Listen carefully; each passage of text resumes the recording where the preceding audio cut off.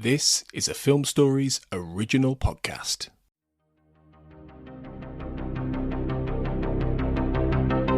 This is Writers on Film, the only podcast dedicated to books on cinema.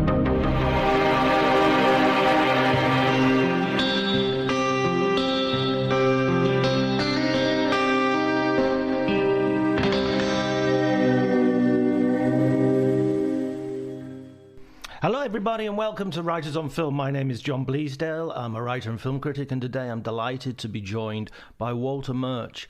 Walter is a legendary editor and sound designer whose fingerprints are over some of the best films made in the 20th and 21st century, including The Conversation, Apocalypse Now, THX 1138, and many, many others. He's also a profound intellectual and thinker about film. His books include In the Blink of an Eye, The Conversations, a conversation between him and Canadian novelist Michael Ondaatje, and now a new book, Suddenly Something Clicked, a book which looks at editing and sound design and is the first of a series of books which will encompass basically Walter's life's work. This is a relatively short episode compared to other episodes because, as you can imagine, lots of people want to talk to Walter and we were only allotted a certain amount of time. But I really want you to enjoy this conversation for the rare chance and opportunity to sit down with someone who is really a great mind in world cinema and someone who, beyond being a practitioner and a craftsman, is really a great thinker in the art. Enjoy.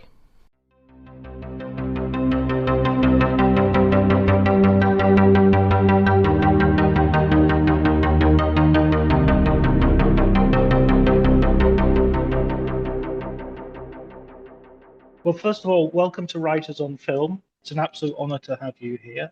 Thank you for inviting me.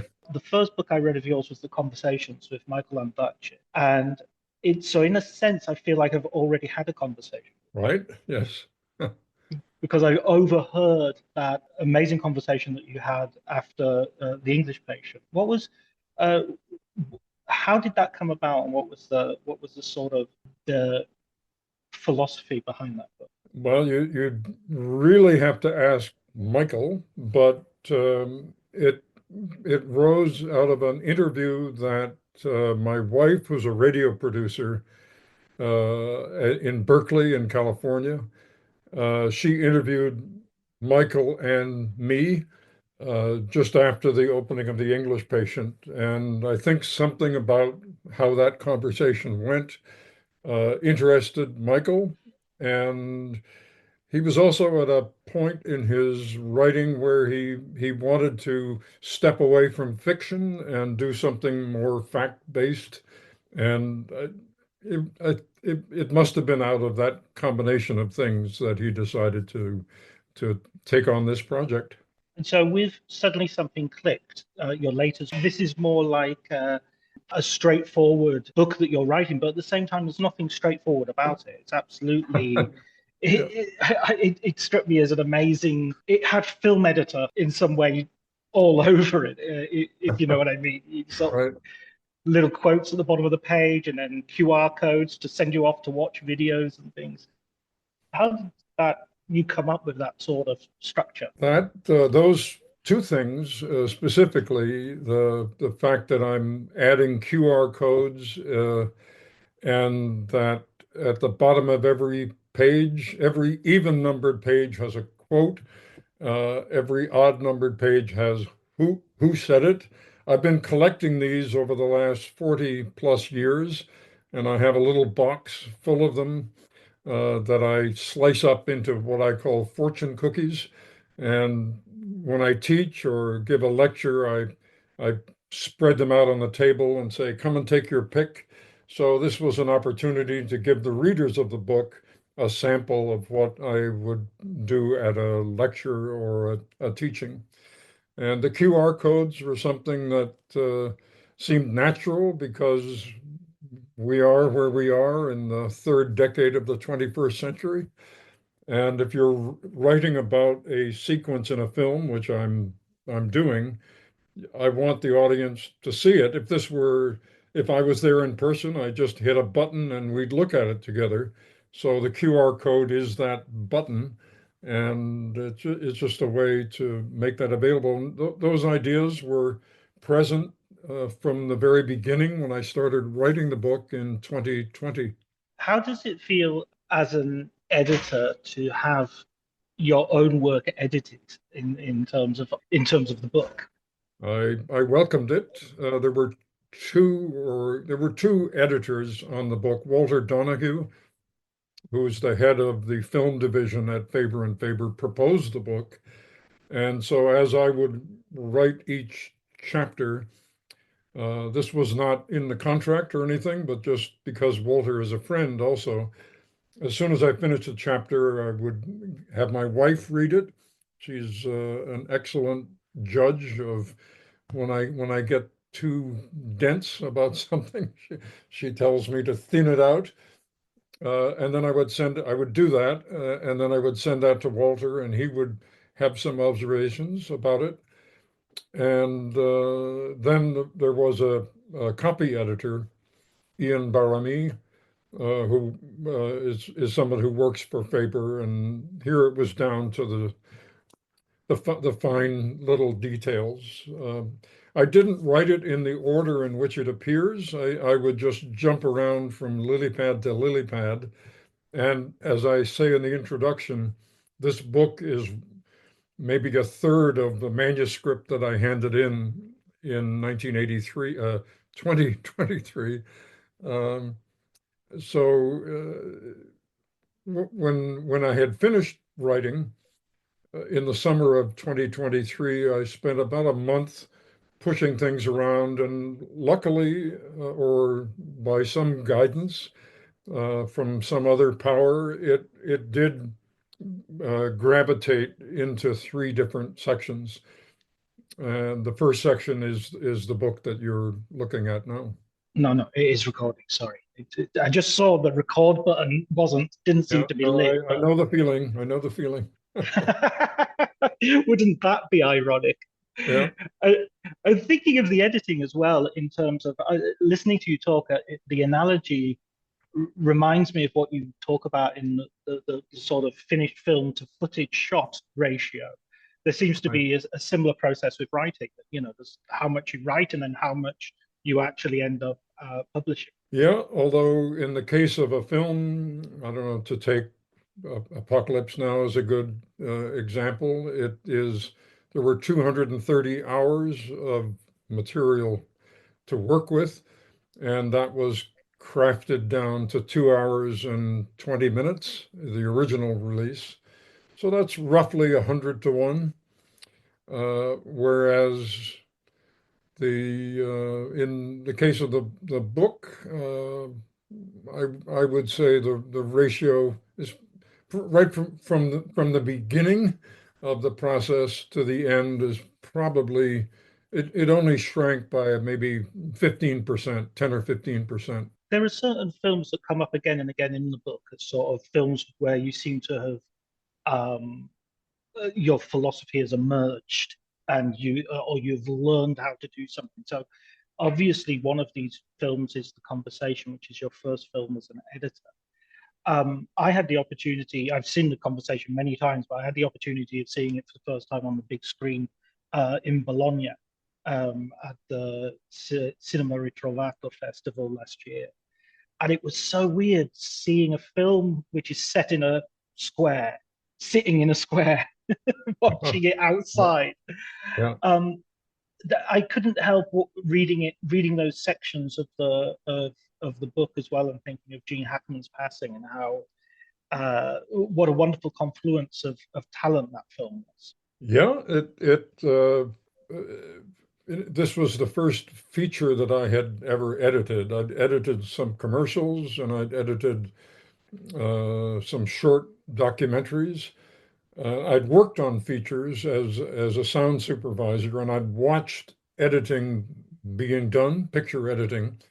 But after the success of The Godfather, Francis wanted to put his stake in the ground and not simply go on to Godfather Part Two, but to produce this film, which was an original screenplay.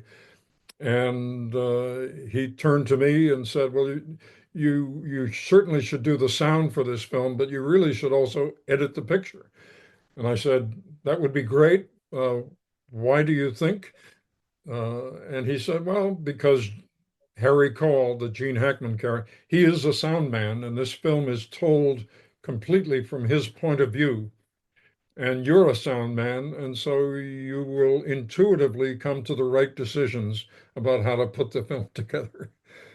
Of course, for me, I mean, it was a fantastic opportunity, but terrifying at the same time, because uh, here was the film that had just made more money than any other film ever at that point in time. And now, what is this genius director going to do next? Well, it's a film about espionage. And who's going to edit it? Well, he's got this young, inexperienced sound person to edit it. I wonder how that will go. I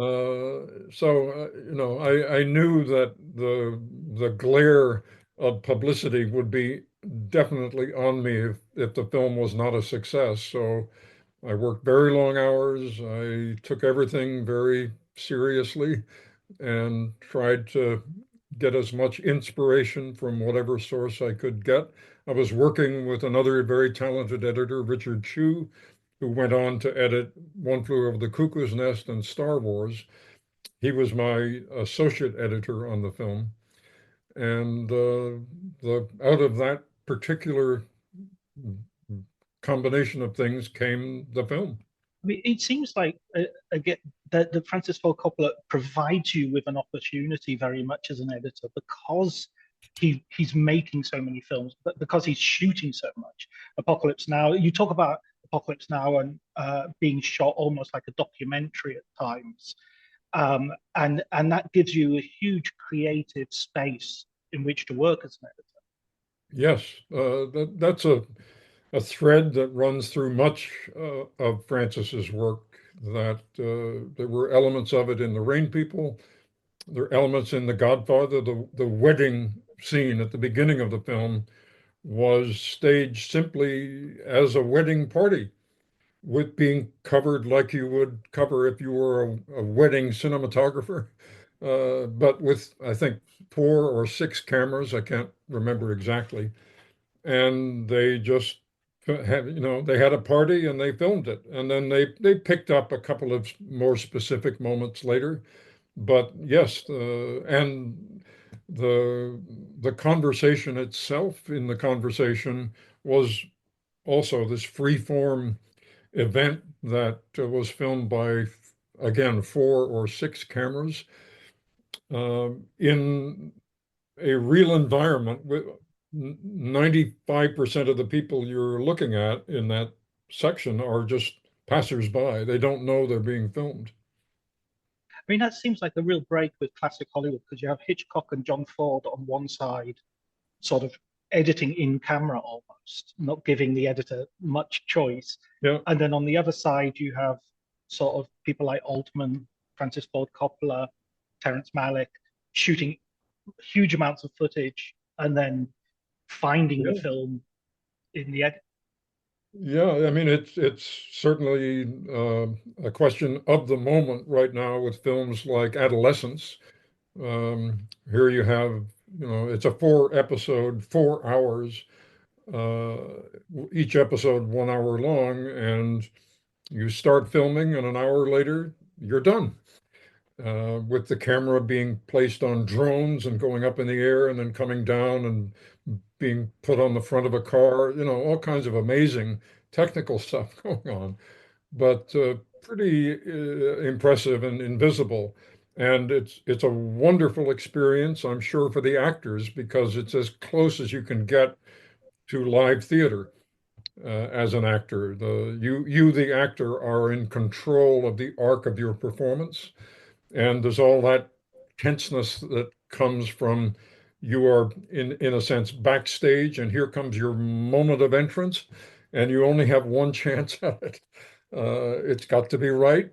Of course, they did multiple takes of it and then selected the best one, but nonetheless, each take was like uh, a performance in live theater. On the other hand, it does not allow you to have the moment that you get in Lawrence of Arabia, the cut from blowing out the match to the sunrise, which is a brilliant leap, both forwards in time and space. The one-shot film is on purpose absolutely geared to the clock of real time. And one of the glories of cinema is that it is the first temporal art to really free itself from the straitjacket of time. I think that shot in Lawrence of Arabia and probably the shot in 2001: A Space Odyssey are the two most famous Yeah. match cuts you can have in cinema. 2001 is even longer in terms of time differential. um, when you look at people, how editing has changed, and this book is so amazing as a sort of history. Sorry, as a quick digression, or not so quick. You sort of bridge the two, the sort of studio, classical Hollywood, and the 70s, when you go back and you restore Orson Welles' Touch of Evil. And there's a chapter in the book about that. I just wanted to ask you about that for a moment. How was that experience, and what you learned from it? It was a wonderful experience. It came out of the blue. It was just a phone call from somebody that I did not know, who had actually seen the conversation at the Los Angeles Museum film screening. And the man's name is Rick Schmidlin, and he had finally found the complete 58-page memo that Wells had written that was believed lost for many years. And reading the memo, he understood almost immediately that half of Wells's notes concerned picture and the other half concerned sound. And so he thought of me because I do both of those things. And I asked him three questions, which was, what condition is the negative in? What condition is the soundtrack in? And let me read the memo. And the soundtrack was in good shape. It was monophonic, but it was split into three streams: dialogue, music, and sound effects. If that had not been the case, I wouldn't have taken the job, because you have to unpick the tapestry of the sound to do many of the things that Wells wanted to have happen. It went very quickly. I think my participation in it maybe was 5 weeks at most. And Wells's memo left a lot of interpretation. He never talked about frames or time or anything. He just said, this needs to be shorter or something like that. This needs not to be so intercut. But he left up the decision about how to condense things and how to coalesce things that the studio had screwed up. He left to whoever was reading the memo. You talk about the wisdom of the hands Yes. in the book as well. That sort of almost like a musician, just and even practicing sort of hitting the space bar and checking that your rhythm is correct to where you're going to place the cut. Yeah, there's a line from Carl Jung where he says something similar to that if the hands can solve problems that the mind cannot. And basically, it means bypassing the frontal lobe of our brain, the logical part, and just allowing the brain's access to subconscious. Easy to say, difficult to actually do. But you do get into a kind of a stream state sometimes, both in writing and in editing and many other, arts, where you're doing things, but you don't really know why you're doing them. You're just letting it happen.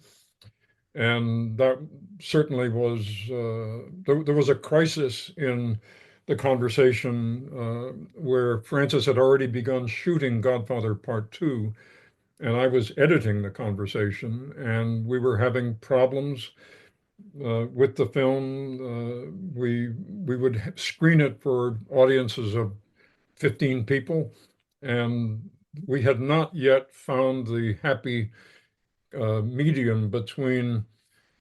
Uh, Francis wanted the film to have a Hitchcock aspect and also a Hermann Hesse aspect, Steppenwolf, um, and those two things don't go together naturally. So how do you do that and make it a rewarding experience for an audience? So Francis basically, sometime in October of 73, he said, let's just shelve conversation until we're done with Godfather Part Two.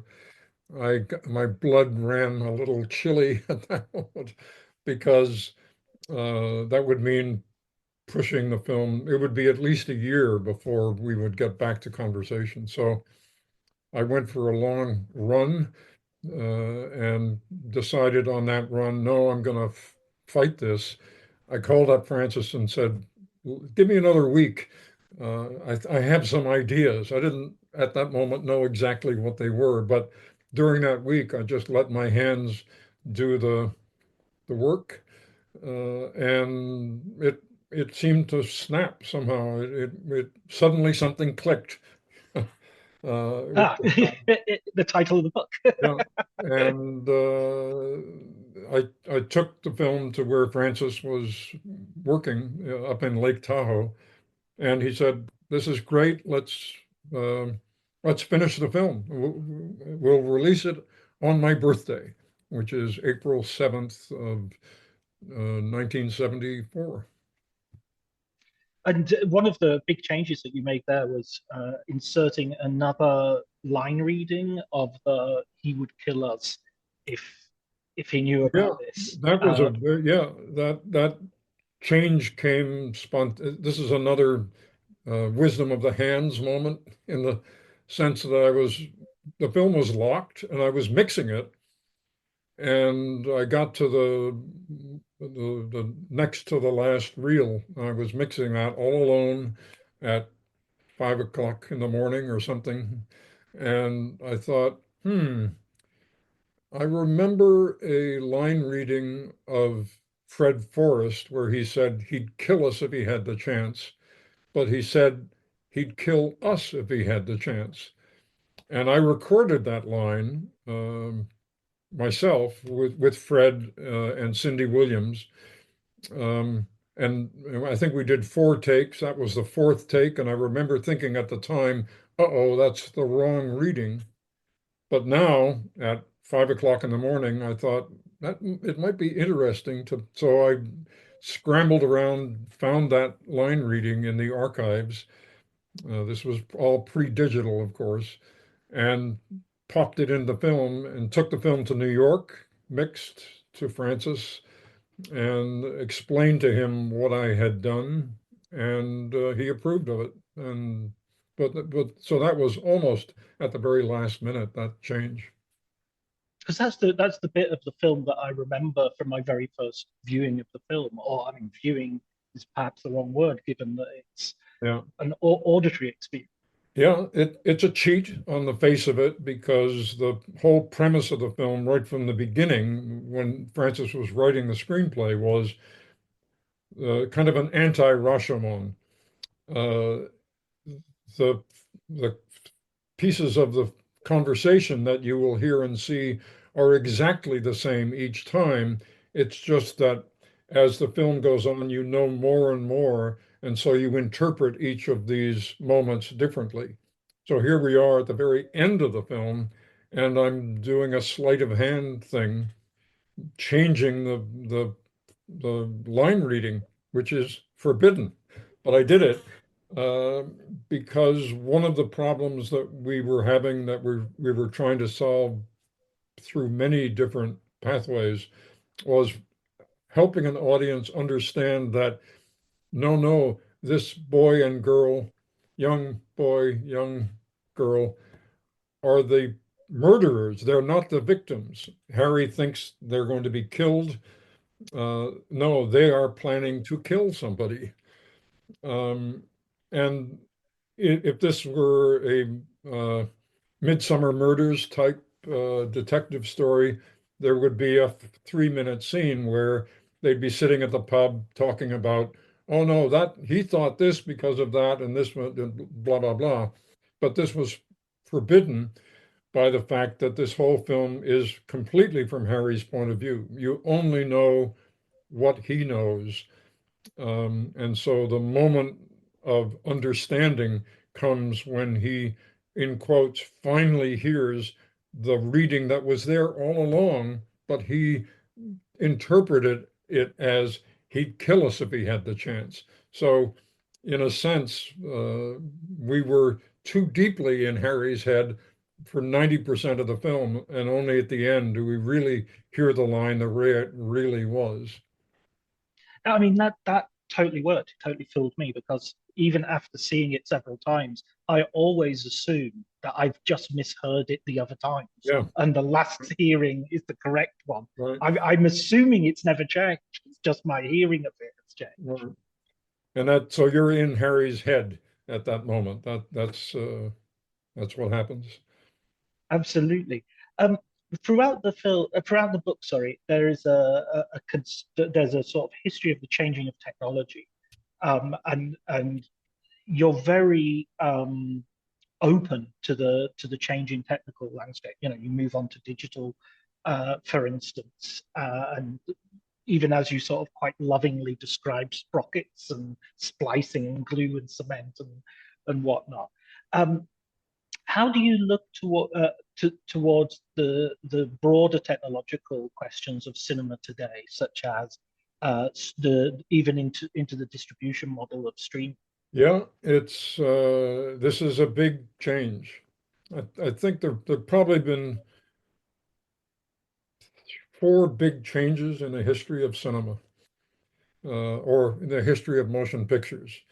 Uh, so in 1901 was the invention of continuity editing in England, in Brighton, the so-called Brighton School of Yes. Filmmakers.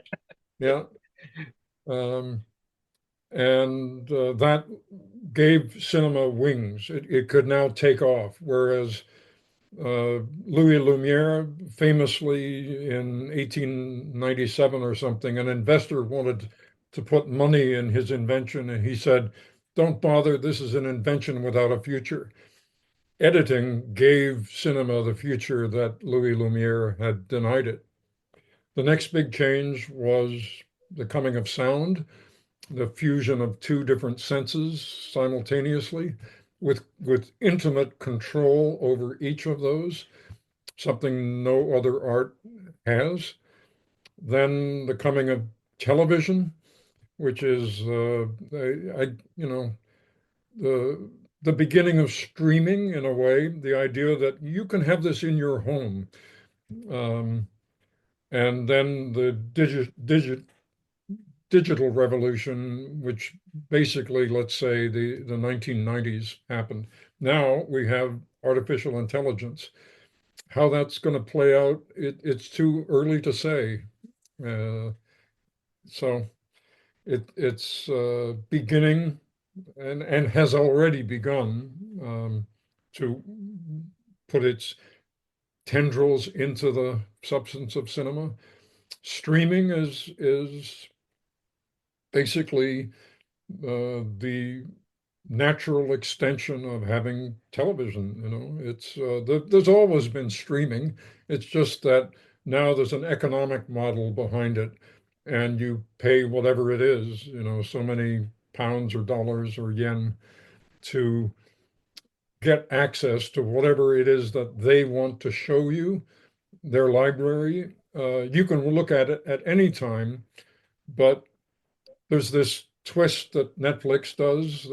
There's some ungodly relationship between the New York Times and Netflix, where every month or so, the New York Times says, here are the films on Netflix that you must watch before they disappear.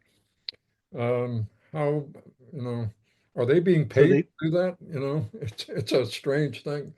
But so there's this, I better watch it soon before it disappears. Um, I, I, I prefer nostalgically the original Netflix, which was based on DVDs and Blu-rays, where you had infinite, virtually infinite access to whatever you wanted at any time. Whereas now with Netflix, it's more restricted.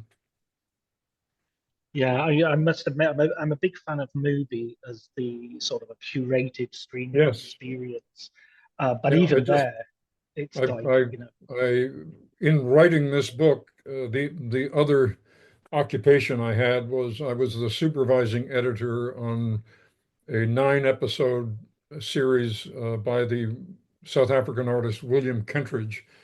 Um, and it premiered in Venice, actually, in April of last year.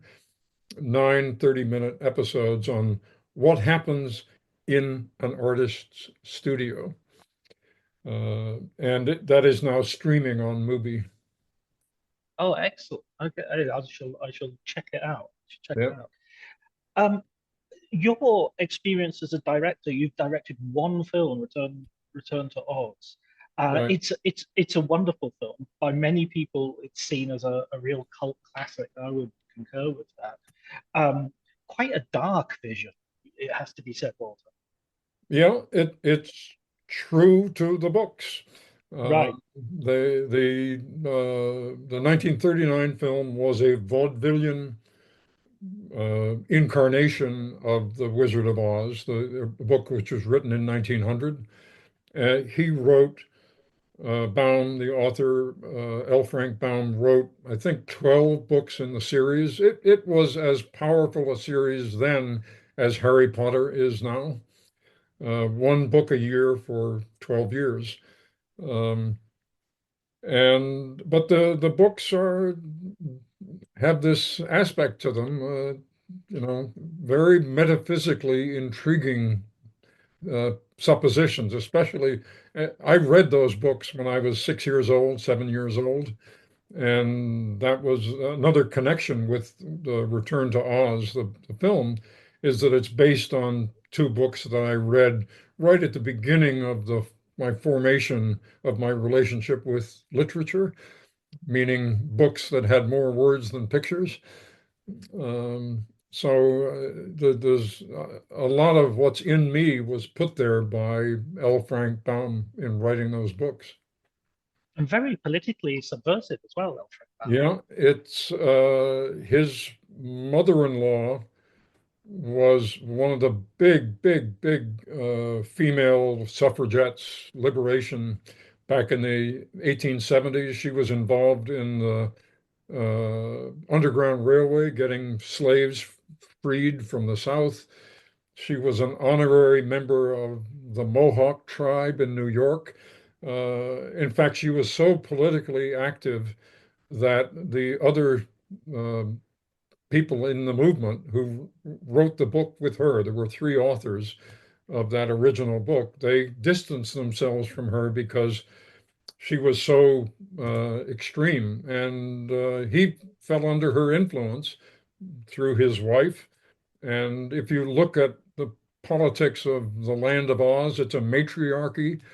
Military activity is laughed at, shown how foolish it is. An army with 17 generals and 1 private, all of that kind of stuff. And the hero is Dorothy, a girl, and she manages to outwit the monsters such as the Gnome King. in Return to Oz. Absolutely, absolutely. And so we're coming towards the end, and I wanted to also talk a little bit about the state of editing today and sort of some of the more recent examples. I was talking to the editor of The Tree of Life recently, and I was connecting The Tree of Life to Oppenheimer as a film that seems to be edited in where the conventional scene seems to be disappearing. You've got much more like a series of shots telling the story.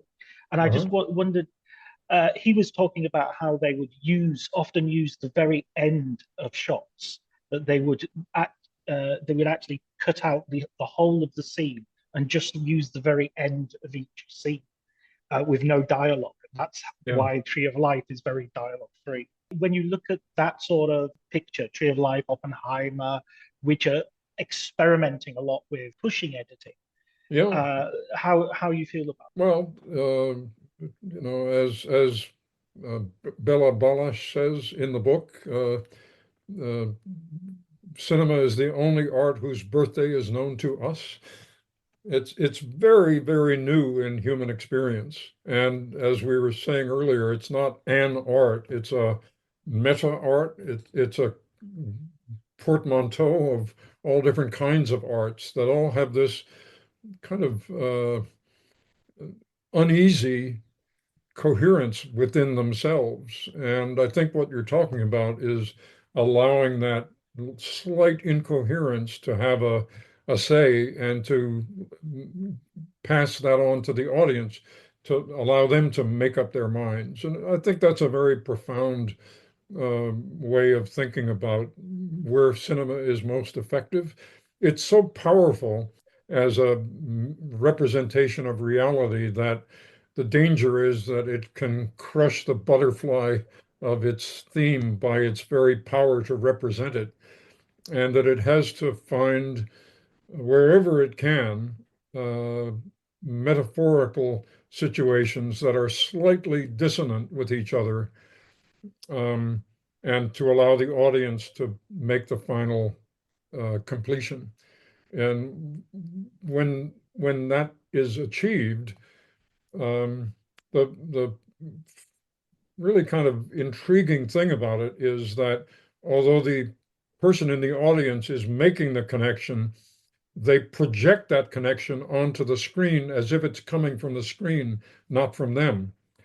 And so the film now has this personal aspect to it. How does it know my secret thoughts? Well, it knows them because you projected them onto it. So that's that thing. I think I refer to it in the book as this paradox of mass intimacy.